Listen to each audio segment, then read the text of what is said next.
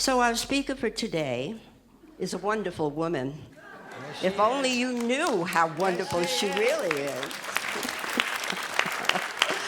And so without further ado, I would like to introduce self. God is, I am Sue Rubin, and so it is. So, thank you. Happy Labor Day. Wow. That was exciting. So a couple of things. Number one, if you haven't sampled the Science of Mind class in between the first and the second service, it is phenomenal. Today it was led by Reverend Mary, and it is insightful, it is provocative, and it explores at a deeper realm where we can all understand what is Holmes saying in some of his ways of expressing.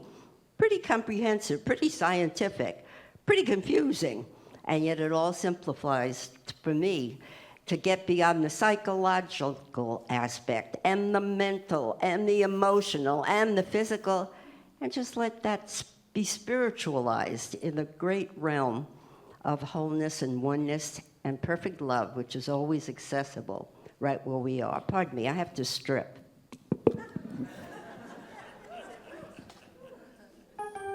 Oh, so much better.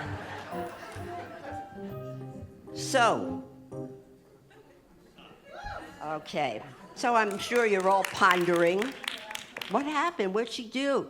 Oh, the conclusions people jump to, it's amazing. Oh my God.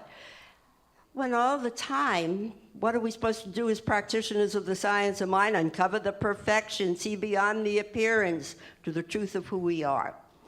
So, pardon me while I tuck my cotton in.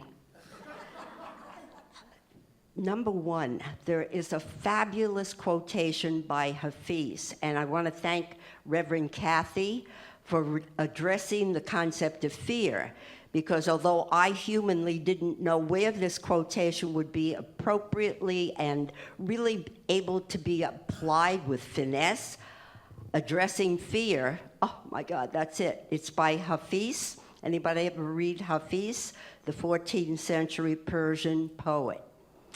And he said, and I quote, take it all in, "Fear is the cheapest room in the house. I would like to see you live in better conditions." Is that cool or what?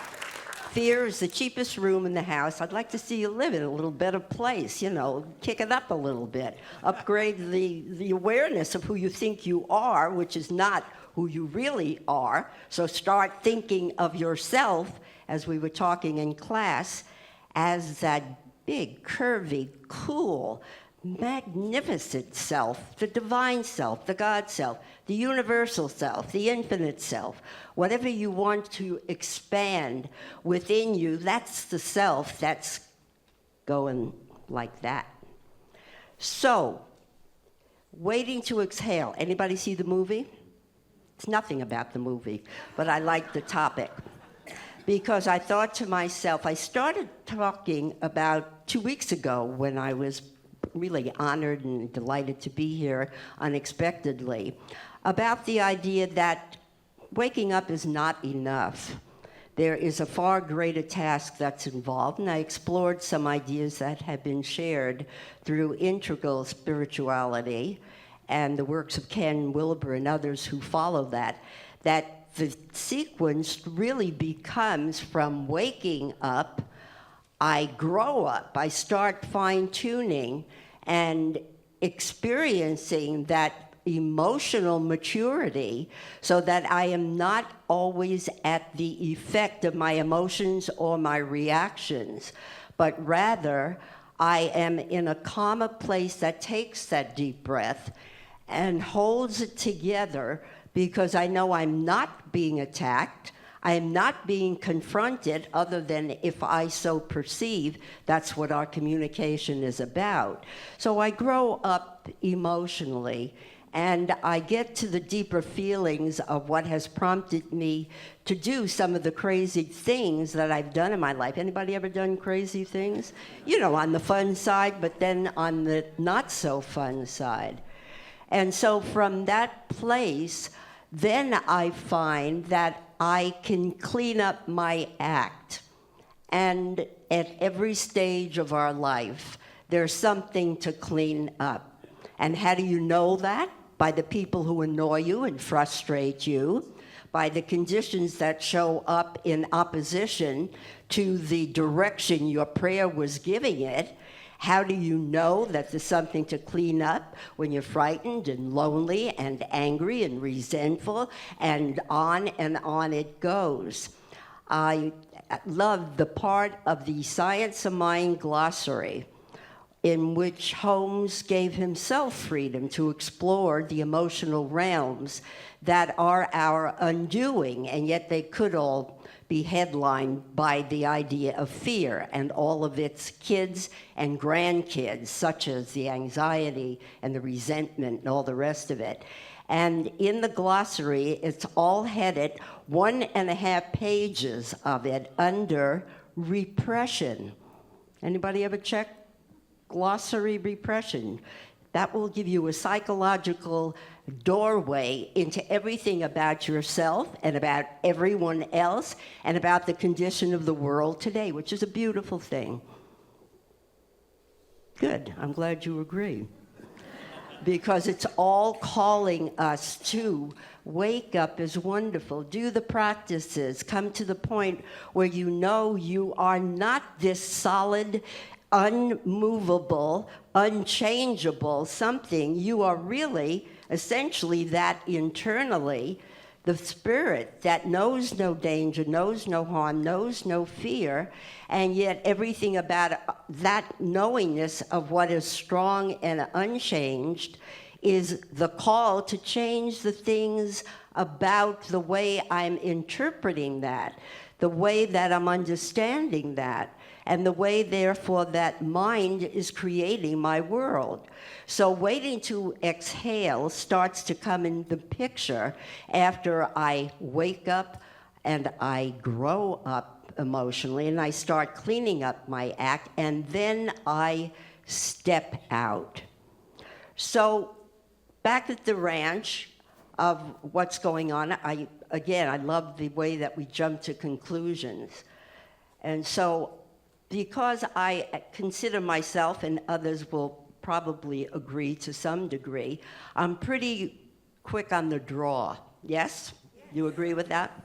So therefore, I noticed I had a finger that was locking. Anybody ever experience a trigger finger? No? I don't know what the medical terminology is for it, but it's quite extensive. And so I thought, what a metaphysical equivalent. What a mental equivalent. The finger's locking. And I'm quick on the draw. And the only way I can now get that thing open is a couple of shots didn't work. And so the other option is surgery, where they just go in and take care of it. It's a tendon thing. Tendon, I tend to. What do I tend to? You know, I can go around in circles, but the bottom line is fix it because it's annoying. So I was offered the option of doing this under a local anesthesia because the whole thing takes like about 10 minutes, the process in and of itself. So on Friday, I decided, yeah, you've got the time and the space and my doctor's available, let's do it. So after all the initial precautionary preparation and the shot to localize the pain and numb it, they wheel me into the operating room. It's a little room, and they happily put on this fast rock and roll, crazy music, to which I said, with my good arm, hold the phone. Don't you have any meditation music? So it's like, you don't like this? I thought I was watching, another TV medical show or something. So Sure enough, they somehow rummaged around. Oh, some lady also wanted that about a year ago. Let's see if we still will have that. So I am happy to say everything went well in harmony with life's meditative music of softness. So waiting to exhale. We can postpone. I could have postponed, put it on the back burner, let nature take its course, do more treatment. And yet sometimes that waiting to exhale is related to what I mentioned in this wake up, grow up, clean up, and then step up and out and show up as you really are, not in this pretense, not with the masks that we wear, to diminish or else to underplay that part of ourselves, which is so magnificent. It is so splendid. It is the salvation for every one of your transgressions. It is the upward movement of a soul and a spirit on its complete journey of fulfilling its own idea as you and as me. It is everything we have longed for, which we thought belonged in the world of he or she'll make me happy and the money will do the thing, and certainly a new car and a new house. All of that is just absorbed in, and yet a manifestation of everything that is the wholeness of life. And so if, as I believe it has been stated, that the universe is always pregnant with possibility, I start equating that pregnant with the possibilities of my being and the equivalent in the physical realm for women who have been pregnant. Anybody ever been pregnant? And, you go through the first trimester, maybe you don't tell anybody. The mental equivalent, it's like, can I tell somebody I'm a religious scientist? Would that be permissible? Can I say that I believe God works for me by working through me? What would people say? Maybe even my own family. So I keep it under wrap, this infinite potential to rise as high as I dare to let my divine imaginings take me. And from that point on, I begin to show. When the belly starts extending and that life force within shows, the equivalent is I become what we all have seen in pregnant women, something about a radiance. There is no separation. We were talking in class about the section of the textbook, Holmes goes from spirit, soul, body. And that soul place, that's the womb of creation. That is that pregnant with possibilities for myself and for this entire universe. And at some point, the baby has to give itself exposure to this world. You and I have to birth what's within us.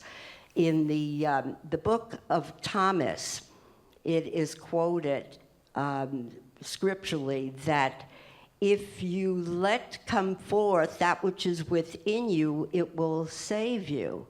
If you do not let what is within you come forth, it will kill you. And that's not a dire sentence on the end of life as we know it, but it is the recommendation to really explore what is the deepest meaning in my life. What is it that most fires, inspires, and causes me joy? So that whether somebody's poking around in my palm and taking care of what I feel is an inconvenience, that's all it was, or if I'm creatively expressing in a way I've never dared to express before, if I dare to say the words to someone that I've never spoken before, if I dare to forgive myself and release every sense of grievance and grudge that I've held toward me or toward anyone, this is freedom. This is what we do our diligent practices about, not to flaunt for anyone's benefit, but for our own way of feeling, a sense of emotional rest, that deep sigh of relief that comes only when you're being who you are and freeing that to direct your path in every aspect of where you go and what you do. So as the pregnancy comes to term, what do I need to come to terms with within myself? I think that the universe in and of itself is really calling. You remember the book by Eric Butterworth, The Universe is Calling? And the point is, will you pick up already? Come on. Answer the call and let it rip. Because if not now, when? If not me, who? And if that's the only person I'm interested in, which is me, how small and narrow my world really is. So if this is the time for cooperative movement in harmony with the universe, that means not that I can sit idly by and extend. You know, when sometimes you run late in a pregnancy, you know, metaphysically, I thought to myself, that's simply holding on. I'm afraid of the process of what's going to happen. You know, you see all those women screaming and breathing, waiting to exhale. Just let it out. There is something, when I was driving here this morning from Thousand Oaks, it started to drizzle, actually, the more that I headed in your direction. And there was such a radiating behind all of the clouds, you could see barely the sun, but in the midst of the dark gray clouds and the soft drizzle, all of these rays extending outward from the sun. And I thought, if nature doesn't provide the finest living examples of everything is from the center out, let that be your signal today. If it's all centered in, what I'm doing is letting it out, letting it express, letting it reveal the full splendor and glory of all that God is, and I am, and everything else is. Remember years ago when I came here, we did this thing, and God is this, God is that, God is all of this, and that's that. What more do we need to know?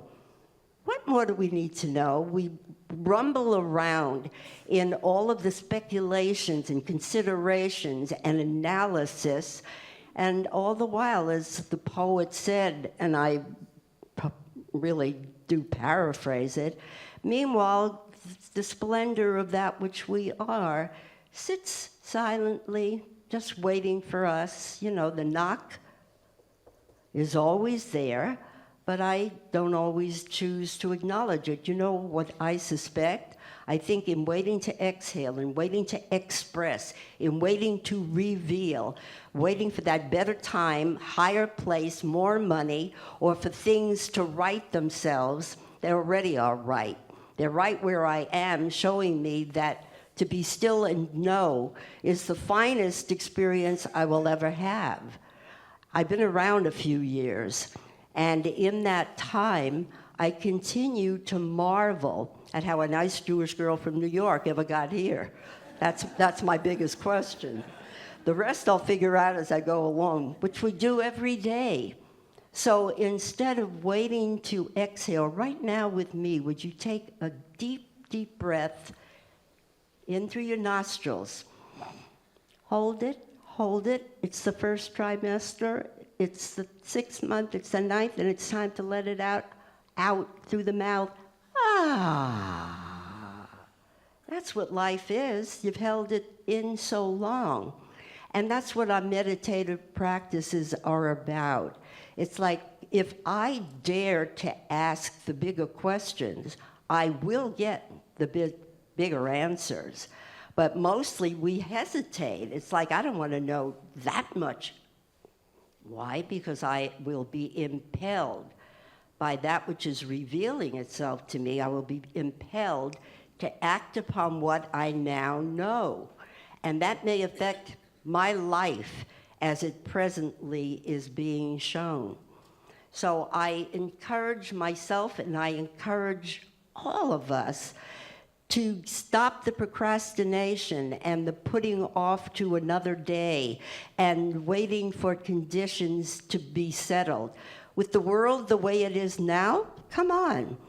The settling needs to be done within the minds, the hearts, and the souls of each and every one of us. I have no concept of time. My watch says 10 after 2.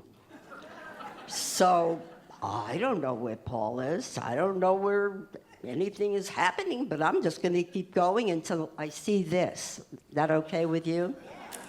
So if in the larger scheme of things, there is already an answer for everything that you presently falsely perceive you don't know, how about if instead of still remaining in the imponderable, we take the approach of science of mind, spiritual mind treatment, and say, even though I may not consciously know the answer to what I ponder, I know at a deeper level of my being where I truly touch the universal mind, that answer is already known. And darn it, I now make my demand upon creative intelligence to know what is already known within me.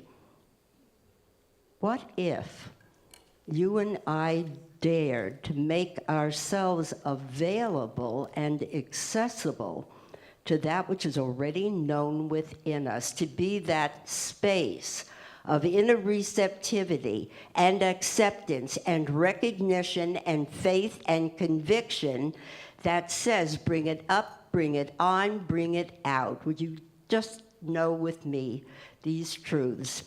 Right where I stand, sit, think, conjecture, God is all-knowing, all-powerful, all-creative, all-loving, all within the self that is now proclaiming itself as supreme and almighty, as me and as all. So I give myself full permission to accept the invitation of the infinite, that which calls from me, to me, as me, of me, to come forth and express that which I already am, all of which is already known within me as the great reality, the truth, the inspired oneness of all life. I no longer fear. I exchange fear for faith, the faith of God as me, a living, dynamic energy, which is the catalyst for all creation. I bring my thoughts and my feelings, my spirit and my soul into complete loving compatibility so that the movement of what I declare, be it greater health, greater wealth, greater creativity, greater love throughout my life, whatever it is, my compatibility of spirit and soul brings forth the body through my personal health, wealth, creative self-expression, happiness, and my contribution to a world that works for everyone. This is a new beginning. I choose for transformation to manifest this day, right here, right now, by means of me and by means of all. And for this, and more than words can express, I let my word be deeply accepted as the law of enforcement in the universal mind of God, which takes the details and reveals them as perfection in action, as me and as all. For this, I give thanks, letting it be so, as together we all declare, and so it is.